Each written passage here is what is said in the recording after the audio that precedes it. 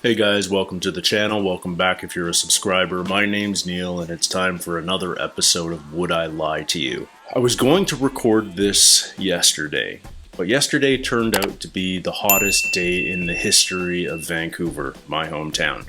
And in fact, in a town nearby, they set the record for the hottest day in Canadian history. Which doesn't sound like a lot until you realize that was 47.7 degrees Celsius. And in Vancouver, it got over 40. For those of you who may be American Fahrenheiters, that's about 105 degrees. Darn hot, and in fact, the Canadian record is now hotter than anything that was ever been recorded in Las Vegas, for instance. So yeah, it's been hot, it's been uncomfortably hot, and this is a city where most places just don't have air conditioning because it just isn't normally necessary. Yesterday was gross. I wasn't pretty enough to be recording anything. Today we're only expecting a high of 33. It's still early in the morning, so it's still relatively cool. And it's time for me to watch some Would I Lie to You? I'm watching an episode from Series 7 because it is the first appearance of a comedian named Henning Wehn, who I don't think I know anything about. I understand he's German, he works primarily in the UK, he's supposed to be hilarious, especially in the format of this show, but I don't think I know him. There was a German comedian that did the North American late night TV circuit a handful of years ago, and maybe this is the guy, but I don't remember that guy's name at all. It might be somebody else entirely. I'm sure there's more than a couple of German comedians, even though it's a country that isn't necessarily known for its humor. But I'm just curious to see. He gets recommended to me a ton since I started reacting to Would I Lie to You. Someone that I definitely have to check out. So here we go. This is the debut of Henning Wehn on Would I Lie to You. It's episode 7 from Series 7. It's on David Mitchell's team tonight. Next to the Aran sweater Mrs. Bryden knitted me, he's my favourite ever jumper. It's Olympic long jump gold medalist Greg Rutherford. She is the Crime Watch host, who's one of the most popular presenters on television. So I'm sure you'll be cheering her on tonight, unless you're watching this from G-Wing. It's Kirsty Young, comedy actress and star of The Thick of It, a political show all about spin, which is one of the few four-letter words from that show we can say at 8:30. It's Joanna Scanlon. Okay, I don't recognize anyone yet, but I don't think I'm comedian who's supposed come to. here all the way from Germany. I said to him, "You're a star?" And he said, "Thanks very much, I am quite famous now." It's Henning Wehn. Henning Wehn. Okay, that's how I pronounce it. And I don't think this is the guy I've seen on American Late Night. I have 5 chickens, all named after my favourite newsreaders. Oh. What are their names? Their names are Anna Ford, Yeah. Jan Leeming, Another newsreader. Selena Scott, Newsreader. Viv Lumsden, Viv and Mary yeah. Marquis. They were very well-known newsreaders in Scotland. What, specifically for Scottish news? There is Scottish news. Yes. You didn't mention Angela Rippon, did you? Angela Rippon died. Not the newsreader, the chicken.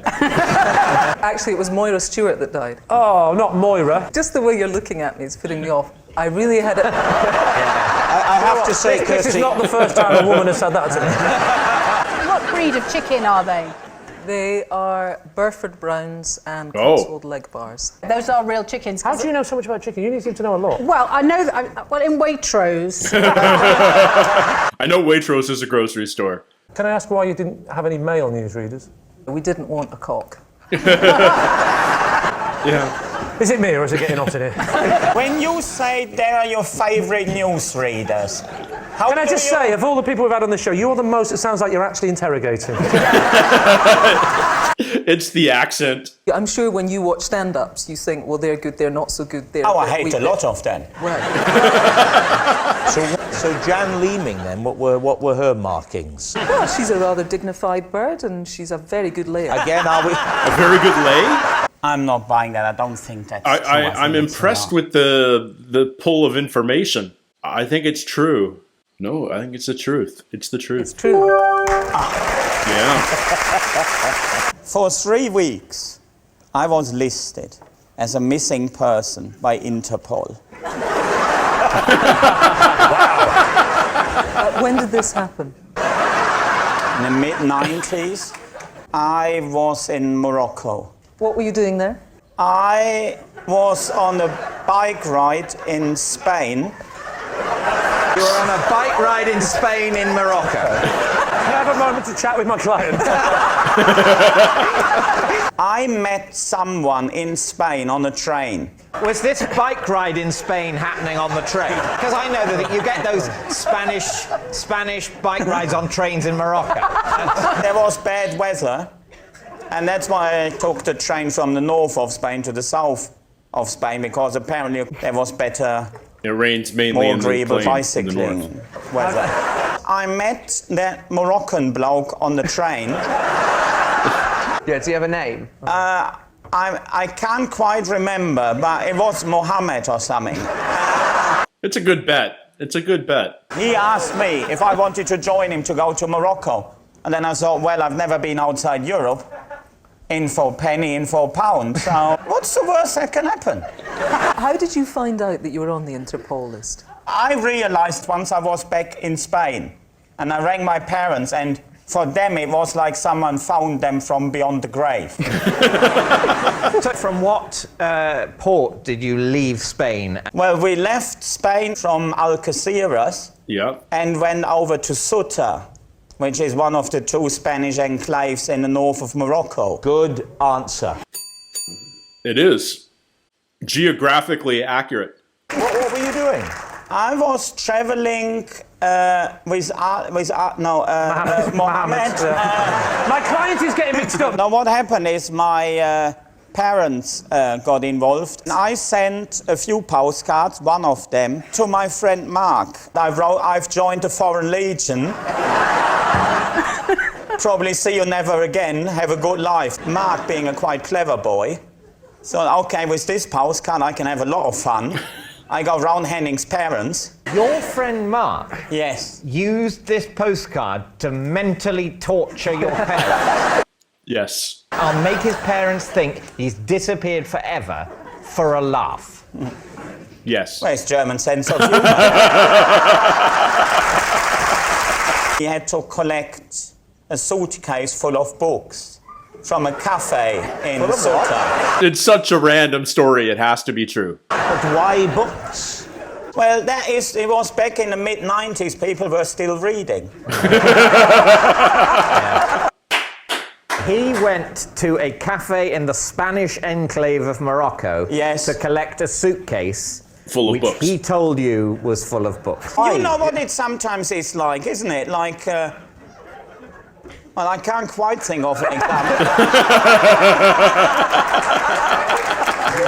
But if he could, it would be like that. Yeah. They And didn't the ring one the in- police, they rang the German consulate in Morocco. Well, that's how you would go about it, wouldn't you? It's no don't good know. ringing your local bobby. They have to tell Interpol, stop Yeah. looking for Henning. We Yeah, I found him. suppose so, yeah. Well, did they? I'm safe. I totally buy it. I totally buy it. It's so odd It has to be true. and inconsistent and unlikely that it must be I'm true. with her. Well, this story is true. Okay, good. So it's just bonkers story, but he's not an insanely good liar. Please welcome this week's special guest, Andy. This is Andy. Last year, he gave me a surfing lesson. He'd never seen a novice display such natural ability amongst the Nonsense. There is no way A, David Mitchell is a good surfer, and B, has ever even tried surfing. He's like the least sporty person. First thing you learn is to go from lying to standing, don't you? Could you show us that move? I can't really remember it. It was only one lesson. So I'm not letting it go. Would you demonstrate? To the I'm stand. sort of paddling along. Nice. Oh, yeah. And then Paddling, you yeah. get up to your knees first. Oh, do you? I'm a beginner, basically. But you're a natural. Already I'm showing promise. So you're on your knees. And let's see the pop-up. Let's see the Do pop-up. it. All right. Can I use Oh, that? that was the. But then, if you want to turn round, you just move the tiller and... David, what size was the board? you want me to tell you the board size? Yes. Normal. Well, this Beginner surfboard boards are like was 9'6". 6 feet No long. way. Not a chance. To be honest, I didn't Surf. measure it. We had a curry one. What sort of steak, though, goes all the way to a Newquay and say, well, I really fancy now some naan bread? If that's the part that you think is the chink in my armour. This is Andy. He played a handbag snatcher in a Crime Watch reconstruction. Every single one of those 9 calls said that Andy was actually the bag snatcher. He was representing the criminal, yeah? He's an actor. The bag snatcher. The bag snatcher. How much money was in the bag? We wouldn't normally have something like a bag snatching on Crime Watch. Is this where you're going to Relatively pretend that it was more serious. serious? She wouldn't let go of the bag, so it ended up as kidnap. No. No, you shouldn't make light of it, Lee. It's crime. Wow.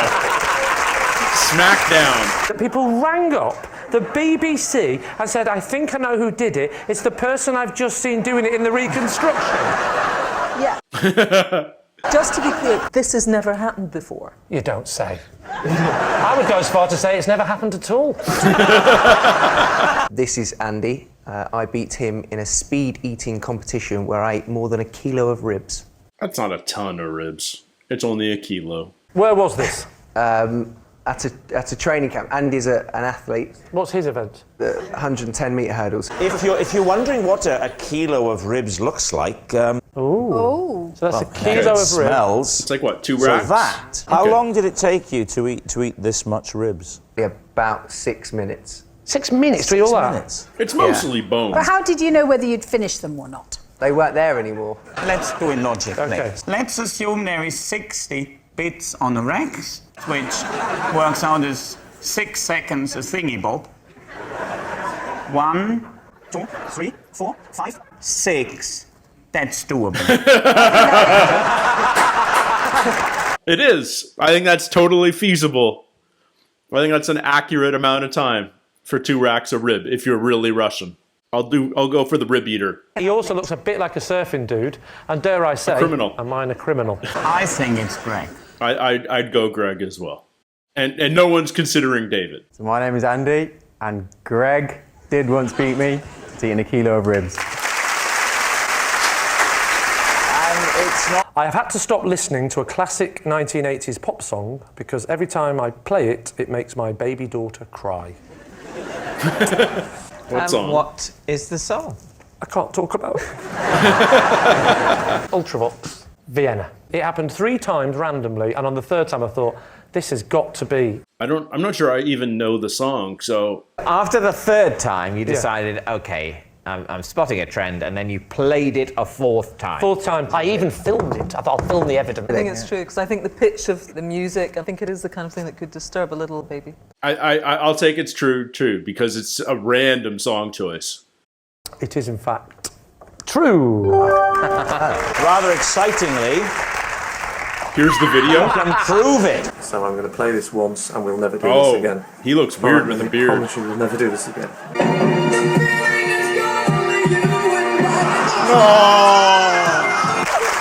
That's terrible and awesome. The face. It makes me so angry because they wouldn't show the clip of me attacking my mother with a taser. It was really funny. It's me. What? This is new. I was recently bounced off a bouncy castle whilst trying to prevent a bouncident. Okay, this is the 3rd bouncy castle story I've been told. Was this bouncident An accident. An accident? It was a bouncident waiting to happen. How did you go about preventing the bouncident that might or might not have happened? I feel like there's a single bulb dangling Tell you over the everything. table right now. We have ways of making you talk. It's the party of my nephew. Yeah. And there's a bouncy castle. Whoa, in the church hall? I know, I've never Indoors? seen Yes. it. Church hall, is that where the service is being held? Church Hall was our prime minister during the war. Now, I don't like bouncy castles because I think they're dangerous. And historically My inaccurate. little boy went on after I'd expressly told him not to. Well, he disobeyed your orders. Why is it so funny from the German I'm the accent? most incompetent father. Well, I don't like to say, but I think the boy's better off in care.